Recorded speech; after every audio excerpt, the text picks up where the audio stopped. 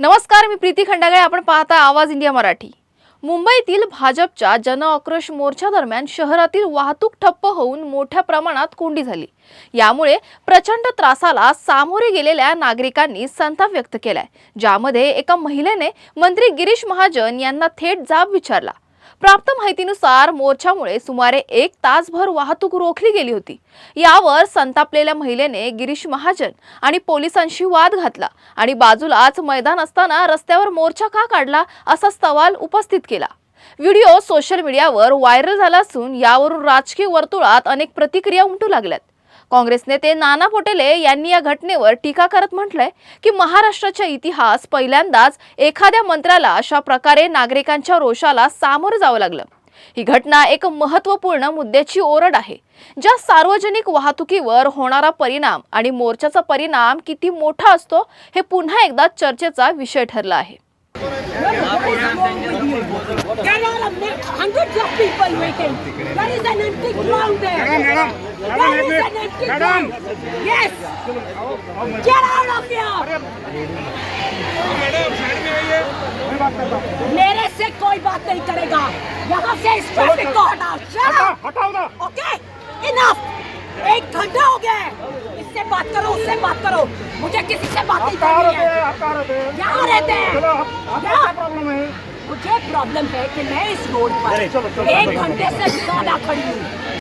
संध्याकाळची वेळ होती, 5:30 वाजता आणि मोठ्या मात्र काही रात्रीचं निघू शकणार नाही. त्याचा मार्ग ठरलेला होता, परवानगी मागितलेली होती. त्यामुळे मला असं वाटतं नियोजन वगैरे कुठे चुकलेलं नाही. पण एखादी बघण्यात येऊन त्या ठिकाणी अशा पद्धतीने बोलते, तरी बाटली फेकून मारते मोर्चावर, हेही काही योग्य नाही. त्याचा मोर्चासुद्धा महिलांचाच होता, महिलांच्या आरक्षणासाठीच होता, महिलांच्या हक्कासाठीच तो मोर्चा होता. मला असं वाटतं की त्यांचा राग फार अनावर झालेला होता, त्यांचा सगळा फार अनावर झालेला होता. पण त्या काही असंख्य भाषेमध्ये बोलत होत्या, हेही काही योग्य नाही.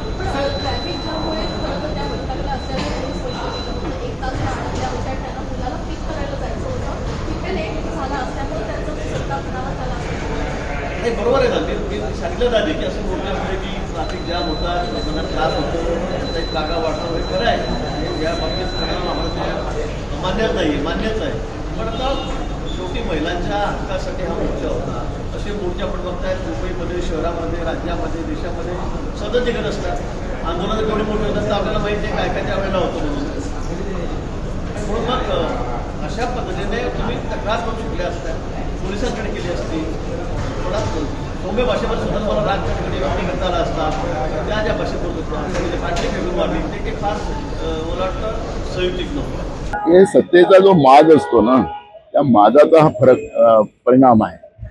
आमची सत्ता आहे आणि या सत्तेचं ज्या पद्धतीनं दुरुपयोग जनतेला त्रास देण्यासाठी केला जातो, त्याचं एक सर्वात मोठं उदाहरण काल फडणवीसांच्या मंत्रिमंडळातल्या एका मंत्र्याच्या दृष्टिकोनातून पाहिलं आणि सामान्य लोकांनी त्याच्यावर कसं ट्रोल केलं. आणि जी महिला, एकीकडे महिला आरक्षणाचं सांगत होती, महिलाच त्यांना शिवा घालत होती. अशा पद्धतीचं चित्र आपण पाहतोय. महाराष्ट्राच्या इतिहासात या पद्धतीची पहिली घटना आहे की मंत्र्याला इतक्या शिवा खावा लागल्या एका महिलांच्या. अशाच महत्त्वाच्या बातम्या बघण्यासाठी पाहत राहा आवाज इंडिया मराठी, शोध सत्याचा.